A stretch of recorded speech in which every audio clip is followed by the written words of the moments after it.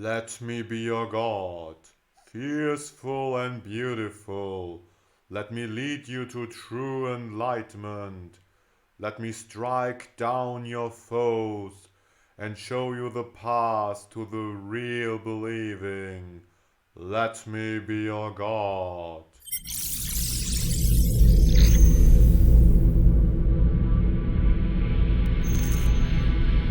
Hello Internet, my name is Harden and welcome to the first news of Fata Deum on my channel. Fata Deum, the god genre is back. That's what this Kickstarter campaign is promising.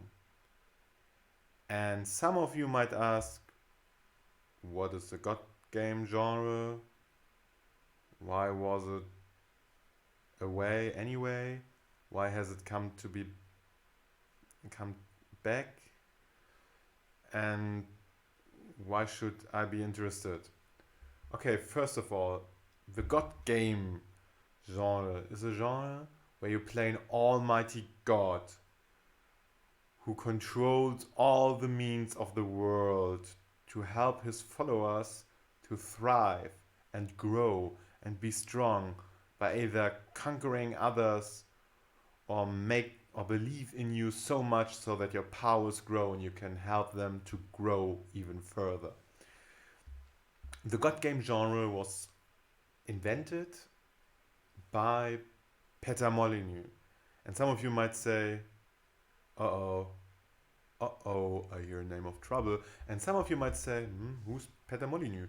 Peter Molyneux is a real, well, promising developer in the way that he promises a lot, but he's not that good in keeping all his promises. He was the inventor of the god game genre with his game Populous. Later, he invented the game Black and White, where you not just be a god and control everything in the world by gesturing and using god powers, but also by training a pet, which will also mirroring your behavior. So if you are a bad god, the look of your pet will become darker and more aggressive, and it will act more aggressive if you train it to be more aggressive. Fun fact, you could train your animal to be kind and lovely, but at the same time you are an evil, destructive god who rules with a harsh fist and is feared. There was a second game, and both games had some issues with errors. And Black and White Black and White 1 was one of the first games using downloadable content or small content, just cosmetical content you could buy like other animals, but it didn't make a change. So what happened then with the god game genre? Why is there no such thing as the god game genre anymore? Because of Peter Molyneux. Because he invented a little mobile game in which you can click on a surface and destroy one brick of that surface. And if you buy better stuff in the online store, you can destroy more stuff at once and you can go deeper, faster. And the first one who will reach the core of that cubus will get a life-changing experience. And some days after the winner was declared, well, he announced a Kickstarter campaign for Goddess. Goddess was his latest version of the god game genre. He wanted to have an epic game where you are the god leading your tribe to be truly successful in power, in knowledge, in farming, in fighting, and growing and becoming better believers and stuff like that. And all players should play in one world together, and there should be one player who's been voted by his actions to be the god for some time. And the god of gods should have the power to just change everything, even the core game rules, by its will, as long as he is God. Sounds cool? Too cool to be true? And you guessed it, it's too cool to be true. But what's with the winner? Why did I mention him, and what lifetime changing experience he got? Well, the winner got 1% of the income of the game, of the earnings of the game, not the income, the earnings of the game. Wow, that should be goddess. Oh, and he should be the first god of gods. And then for several months, Peter Molyneux didn't even talk to the winner. Wow. I don't know if he got any money till this day. I know Goddess is now available on Android and on iPhones and stuff like that, but last time I looked at this game, it looked awful. It looked like a bad handy game where you always have to wait for your energy to get up. So this game was clearly a reason to call the genre dead. A pile of unfulfilled promises. And I mean, the campaign is years ago. The campaign started years ago, and despite that you have some people and you can grow some way your believers or the country of your believers bigger, there's not much you can do as a god, or at least I don't care. I don't know what you can do at the moment, so the genre died, which is really tragic because Black and White, despite the errors in programming, was a real good game and looked promising for a third part or for even better part or even better new game.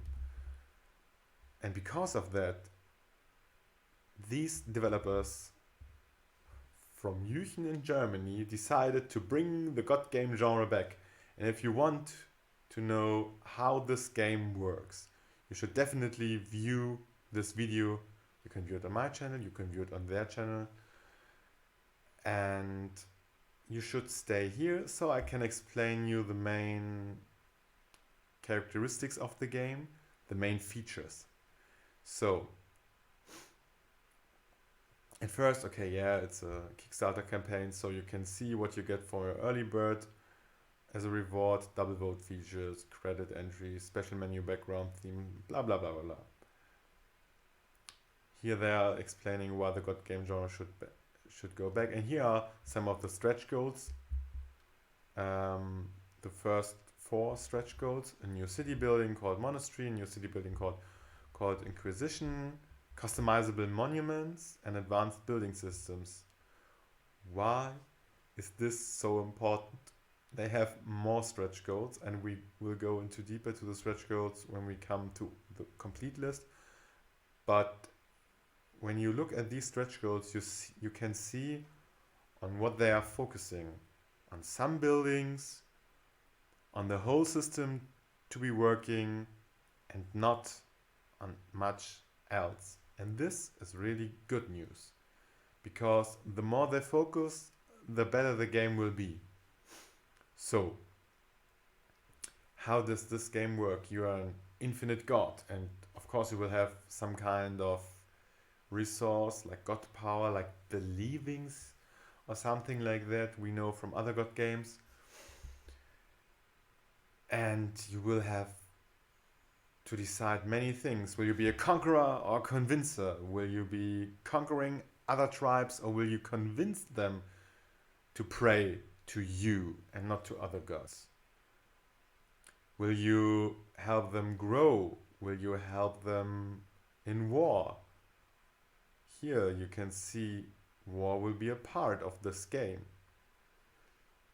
Will you spread fear amongst those who don't believe in you? Or will you help them to believe in the good side of you and your godness? Will you help them raise new buildings and cities and settlements? Or will you just destroy the settlements of those who aren't able to follow you or who aren't willing? And of course you will build and raise your own monument. At the moment, everyone will build the same monument, but that doesn't mean that there's not much customization in this game. So you also have to decide if you just want to leave your followers if they wish to do their work, or if you want to micromanagement everything and tell them where to place buildings and things like that. I hope so. Oh yeah, here, micromanagement aspects. Yes, and here you can see you can do so much. And you will have a day-night cycle. A day you will take, all the actions will take place. So like, you know, the farming, the building, the war. And I think most of your visual wonders, like how you make trees grow, how you build buildings and stuff like that. And you have some minor manipulation, but the biggest part of manipulation will set place at night. And this sounds very, very promising. But I have to warn you, many games promised a meaningful day-night cycle and it didn't mean anything. I mean, in most games it came out like in Civilization 6, although Civilization 6 never promised a meaningful day-night cycle. It was just for the looks, just for the cosmetics. Nothing more. But in this game they're promising a day-night cycle which is meaningful. And I really hope they can do this. Because this is so cool. You could not only play as the god in the darkness who hides and is never seen and doesn't care much about his followers as long as they follow, and spread fear through the dreams into his believers and even more into the non-believers. Or you can be the Almighty God that day who comes and praise his followers as much as they praise him. Show them how you can be an almighty God in the sunlight by letting the plants grow and building houses just with your power. There will also be a campaign. At the moment the campaign will have 3 different worlds, which are the levels, and in each level you will have 2 matches. Okay? You will fight against 1 or more AI gods with different characters, which we will see later. So yes, there will be AI gods, which is really cool. So if you play solo, and that will be most of the gameplay here, you will fight for followers against other gods. And this is such a cool idea. I mean, this is what was the weakest part of Black and White. You truly saw the focus, even more in Black and White 2, on the multiplayer part, because back in these days multiplayer was a keyword every game needed, and Peter Molyneux Peter Molyneux is like a game, it's like a little kid having a dream, fantasizing about it, writing down everything, then seeing memes about it, believe they are true, and then try to make it all in the game. But if you think a moment about it, you really know that this is not possible, at least not at the time he is promising. Well, you can change your gameplay and stuff like that, and there will be cutscenes and stuff like that. Ah, yeah.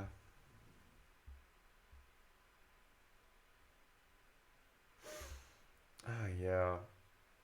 The God AI characters you fight against will be set apart in 4 different play styles, like in pleasure, where you have passion, art, games, ecstasy, and wine. And every god has a mantra I really love. Enjoy life. That is what it is for. Cool. Then you have violence. I will lead the weak onto a path of power or wipe them out. Then you have fertility. Sow the seed of love and you will grow. And decayed. You are ignorant and transparent, and therefore vulnerable. Well, I really like this, and I really like the UI that will come up. I mean, I really like that the UI is focusing on the objects you are targeting, that there's no UI representative all the time in the game. So, like in strategy games, especially in real-time strategy games, you have this UI menu always overlapping everything and not just popping up when it's needed. And I really like that it's popping up when it's needed. Yeah. And you will be able to help your followers to grow cities, to wage war, and yes, oh, see how big this these levels are. Oh my god, this looks so beautiful. And by the way, if you think why Kickstarter, blah blah blah, yes, of course they need the money. And where should they get the money? Well, part of the money has come from the North Rhine-Westphalia government, which is having a media fund to support such projects like video games and films and movies. And yeah, and here you can see how they involved with the community. Like they let the community decide how the game is named, which features are the most important and stuff like that. And yeah, therefore you can see there's trust in this game, even from a government. And the German governments are really, the German state governments are really conservative when it comes to supporting video game projects. I mean, yeah, maybe they thought differently about the project than the project really is because they don't have a clue, but I don't think so. I really think in the state with the most people, 70 million of the 82 million people of Germany live in NRW, in North Rhine-Westphalia. They have enough capacity and they have enough knowledge. I mean, the Gamescom is settled in North Rhine-Westphalia. And yeah, so they get a trust bonus from the government. So I think we should give them at least the trust bonus to spread the word. If you don't want to give them money at the moment, please spread the word. And please give them money as soon as you are convinced. If this video convinced you, please write it in the comments and share it. Share it with everybody. But please stay here so I can tell you about the stretch goals and what I think about them. So you will have new stretch goals. A monastery where you get monks who perform friendly visits, so spread your religion. And you have the other side of the medal with the Inquisition and their persuasion skills, and you will get customizable monuments, which is really cool because at the moment you have skill trees to customize your god. I hope these will be meaningful decisions. I don't know at the moment, but I really hope so. And if we get a customizable monument, I really hope that also the way how I customize my monument will affect the game. That would be so cool. So cool. And when we reach 100,000 euros, they will have an advanced building system and production chains.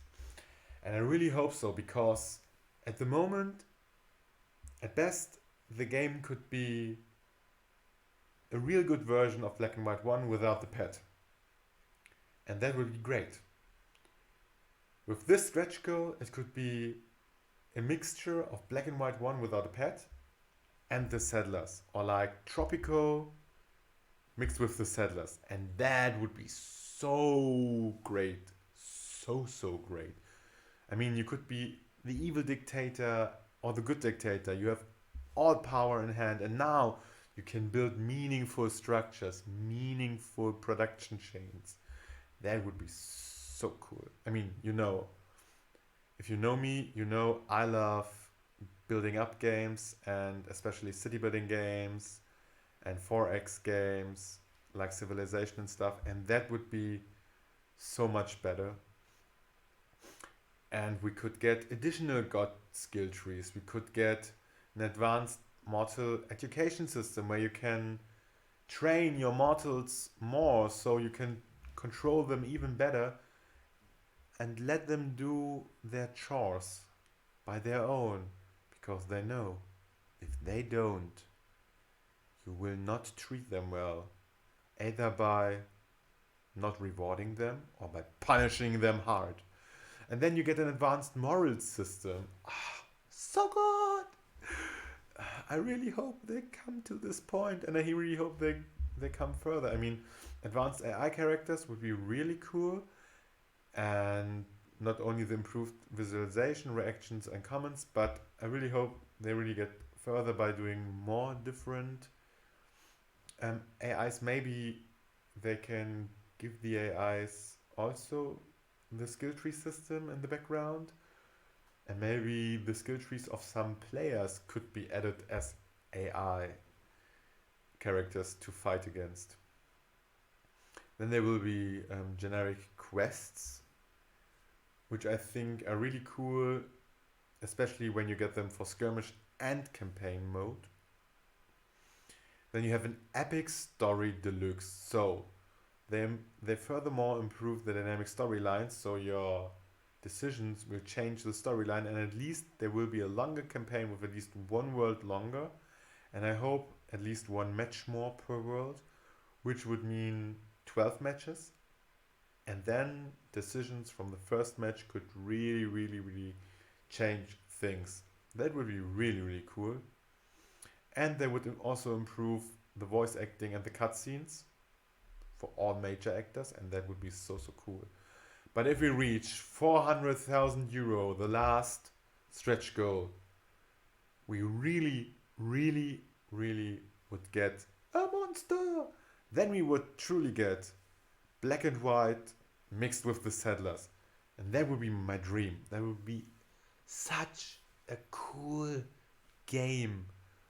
Oh my god, that would be really super cool. So